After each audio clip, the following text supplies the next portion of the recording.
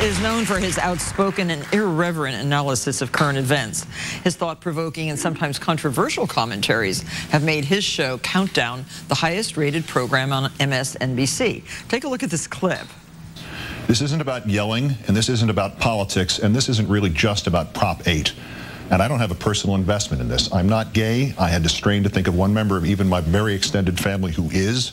I have no personal stories of close friends or colleagues fighting prejudice that still pervades their lives. And yet, to me, this vote is horrible. Horrible. Please welcome Keith Olbermann.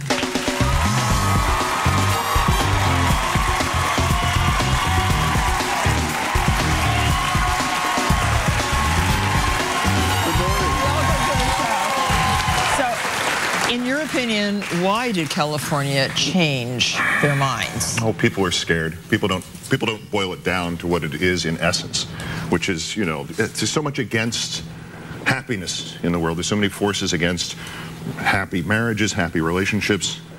Why would you want to add one? Yeah. What's the difference? I know, it's just insane. And also the other part of it is if everybody wants to join the 50-50 crapshoot that isn't marriage, come on down. See if you can do it better than everybody else. Why not? Well, it just didn't make any sense to me. I'm addicted to your show, as I am to Rachel Maddox's show. I know, she was here. Yeah, she was. She was a great guest. And the studio is still standing, so she did well. She did very well. And the election is over. The Democrats have won. Hooray, hooray, I guess. And we're supposed to be nonpartisan, but you do have really, all of us have really strong feelings. How do you think Obama is going to do? He's surrounding himself with people who wanted to take his job from him, which is a really courageous thing to do. I wouldn't do that. I wouldn't put everybody else who didn't get the job of hosting the show that I do on with me.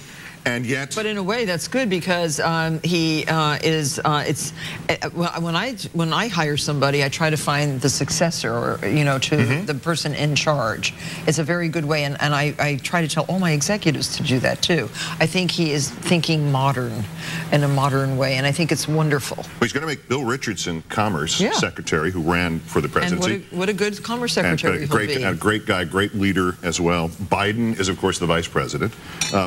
Senator Clinton is going to be the Secretary of State, and that's three of the people who ran against him for president. I think Chris Dodd's probably going to stay in the Senate, but it is as much of a goof as it is to say, well, he's doing just what Abraham Lincoln did.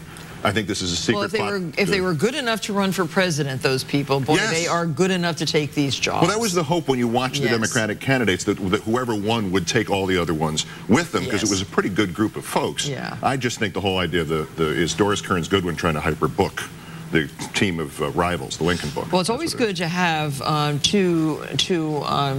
Republicans and the Democrats, but the Republicans are kind of in a mess. What do you think they have to do to get back to be viable again?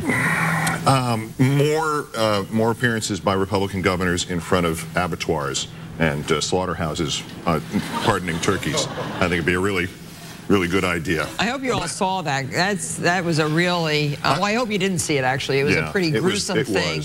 And that she could be making jokes while she's standing there pardoning one poor turkey and slaughtering all the others. We know they get slaughtered for Thanksgiving. It happens. But yeah, but that was an especially gruesome scene back there. I thought it was that, remember WKRP, the television series about the radio station 30 years ago, where they had for Thanksgiving, they decided to have a turkey giveaway, and they threw them out of a helicopter. That was the premise of it, and it was obviously for comedic purposes, but they all came back stunned back into the studio, and the head of the station said, as God is my witness, I thought turkeys could fly. And it had that exact kind of, why did you do this there? We all understand there is a processing process, but what was the thinking? I'm donating as much money as I can to her campaign just to keep her in my newscast every night because she's such fun. Well, now that it's calmed down a little bit, and this crazy campaigning is over, and you had meat every single day to talk about, meat, turkeys, whatever. Now what? We're thinking of putting cartoons in for the back half of the show. No, I mean, everybody said, what are you going to talk about now that it's over? Well, let's see. We have the economy to worry about. We have a new administration coming in. We have all sorts of historic events. We still have a war going on. Well, there's two of them. Right. We know one of them at least is going to continue because it's actually relevant to, counterterror. So we're going to have all these things to deal with. And there are things like Prop 8 which we can talk about, which really there was no room for before the election. So it won't be automatic. We don't know every day in advance what the show's going to be, but there'll be enough. And you're not, I mean, you're not like Squawk Box, which is like you know, every minute of the day, the dire economy. No. You are, I learned so much from your show, actually, and I love the clips that you show, and it's a really good show, Keith. It's really, really good. But today we're on, it's like 3 days before Thanksgiving, and yes. I thought, and you're not a cook. No, I didn't know we're making a pie. I didn't know till just now. We're making a pie. You make pies. I thought they grew this way. Oh no, or you buy them. Or you buy them, well, right? Yeah, you just go to the store. We're going to make a pie from scratch, and now you're not married. You have a girlfriend? I do. Okay, so your girlfriend's going to be so impressed no, that no, you she's can not. make a, no, she's not. a fabulous triple chocolate pumpkin pie, and so let's make the crust first, okay? All right. So little did I know that you could buy ground graham crackers. You can buy them ground up in a box. Did you know that? I didn't know that. They just told me in the kitchen. Do you have one of those ground up things? We ground these. Yeah, I know, but do you have the ground up version? We don't have them. Oh, but good. Don't buy that. Yeah. It's so much more fun to smash these up. You can put them in a plastic bag and smash them with your rolling pin, or you can actually put them in the Cuisinart, so they're nicely finely ground, right? So add the butter. Okay. Okay, wait, before you add the butter, let's add the dry ingredients. So half a teaspoon of cinnamon to 2 cups of ground graham crackers, a tablespoon of sugar. All right, that's sugar. Yeah. And this is brown sugar, see, 2 tablespoons, and take them in your hand like that. Right, we're going to have to crush that up. Yeah, just because brown sugar. I got one. Yes. Brown sugar gets hard. Well, I just came back from the beach, too, so this is really familiar to me. Okay, and a half a teaspoon of salt. This is like playing in the sand, right? Okay, excellent. So now mix all this up with your rubber spatula, and then add your melted butter. All right. And hey, this works. This is 6 tablespoons of melted butter. Okay. And see how nice? I haven't spilled anything yet. No. No one's caught on fire. No. Everybody's still sitting in the front rows. Well, anybody who can just dissect the news like you do can certainly. Well, thank you. Mix up some graham cracker crust. Nothing's easier than this. No rolling, no nothing. Now all you have to do is sort of press it into. Yeah, see, yours looks surprisingly, it looks much better than mine does. A little more elbow grease. All right, fine.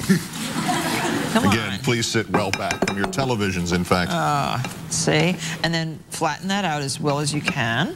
And then you're going to... No? Yes? Put it in your pie dish. Okay, fine. Okay? And then one way you can do it is just use the bottom of a cup measure like this to really pack it down. All right. I have a big hole in the middle here. Don't worry. Even it out. This and then the cup measure will even it out, too. Use this. Yeah. Okay? Okay. And then use the backs of your hands to push it up the sides of the dish. This is like getting a non-driver to take somebody to the hospital in an ambulance. You realize that, right? No matter. You're doing it just fine. All right. Look how nice. And then use the backs of your fingers to push that up the sides. Okay. No, the backs this way. The backs this way. Yeah. Okay. Sort of punch. Yeah. Yeah. I forgot which was the front and which is the back of my hand. Yeah. See, sometimes you have to think about stuff like that. And then this goes right into a 350-degree oven. Do I take my hand out before we do firm. You're doing well. No, I'm just saying, before we put it in the oven, can I take my hand out? No. No. It has to look like this. All right, I'll be back tomorrow when it looks like this. You have a little more work to do. Yeah, I do. Don't do the bottom. Do the bottom with this. Right, I did that. See, look. No, you didn't. Well, my hand's too big. Okay, you have to do this. Like, feel it. It's not too big. No, it's better if it's big. I suppose. Better. See? Now, see how much better that looks? All right. Okay. When we come back, Keith and I are going to finish making this delicious pie, believe it or not. Yeah. Coming up, Lucinda Scala Quinn shares a simple and delicious side dish that's graced her Thanksgiving table since she was a young girl. Stay with us.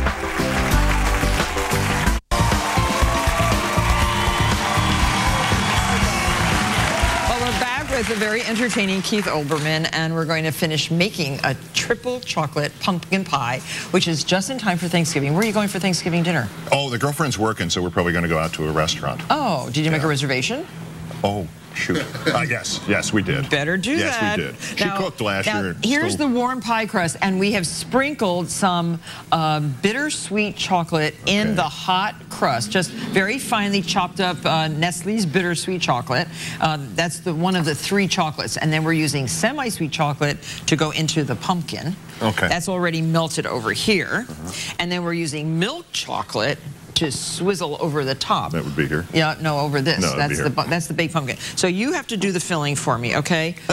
Here, come on, don't laugh. Yes, no, I'm just thinking of ptomaine and other problems that can ensue. 100% pure pumpkin. This is really good, low in fat, low in calories, packed with nutrients. Okay. And it's easier than cooking your pumpkins and scraping them and grinding them up and all of that. So here, you use this. Yes. And I will give you. This is for interviewing purposes, this is for this. Right. Okay, so start and whisking. 1 can of carnation evaporated milk. So just go in just and whisk like that. Yeah, not too fast because you don't want to spill.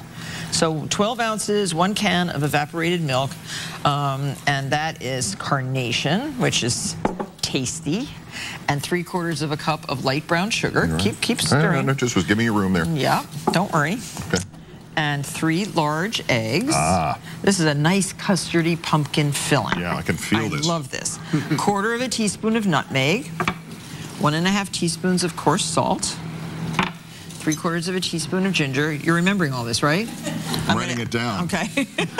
3/4 teaspoon of cinnamon. Like everybody else, I'm recording it at home. So one night, I turned on Saturday Night Live, and there is Ben Affleck playing you. Yeah. I thought he was better as you than he is as Ben Affleck. Well, you know, I thought it was really interesting. Years. Obviously an admirer of yours. Well, yeah, he was very nice. He actually he sent me a card afterwards, a cue card. He did that with cue cards. He did? He did 8 minutes of, when I do a commentary, I stare into the camera and read the teleprompter. There's no secret to it. And he did cue cards. He did it with cue cards.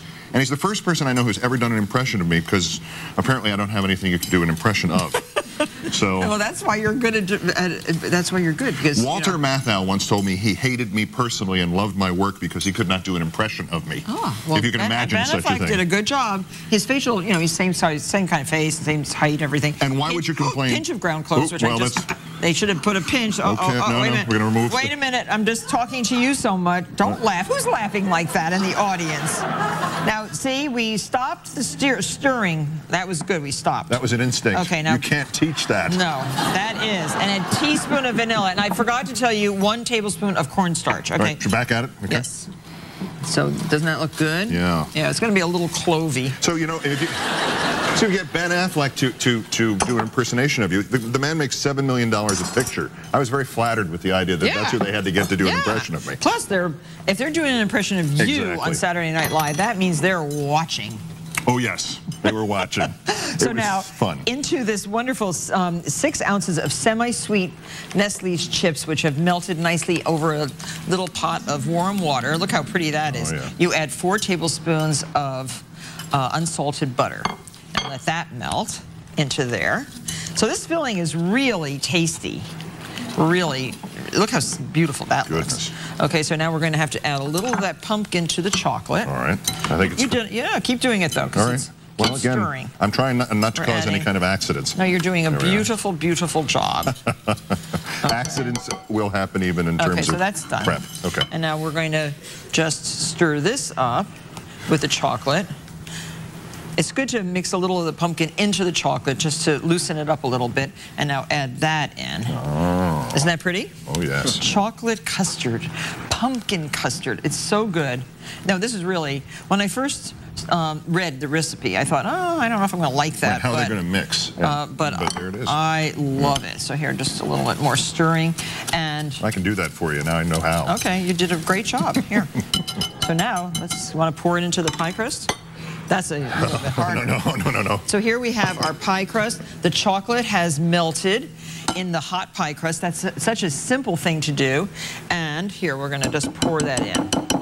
And you're going to bake this whole custardy pie in a preheated oven. Just pour that in. Look at that, Keith. Pretty, huh? Indeed. Looks like we have a slightly Since our crust is shrunken a little bit. That was mine? My bad crust? No, your crust is still in the oven. It's so beautiful. Okay. No, we're going to give you that pie crust to take home. Now, bake this at 350 until it's wobbly but set, about 55 to 60 minutes. When that comes out, it looks like this. See, it shrinks up a little bit. And you have chill it for about 8 hours. And then, right before serving, you have some melted milk chocolate and just squiggle it over the top like that. It's so pretty. And our friends at Nestle's are going to give everyone in the audience an assortment of their products, including Nestle's Toll House morsels, so you can make this beautiful, beautiful pie at home. So enjoy, everybody, okay?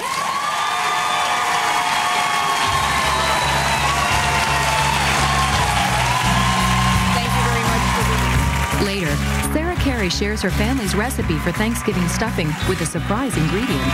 We'll return in a moment.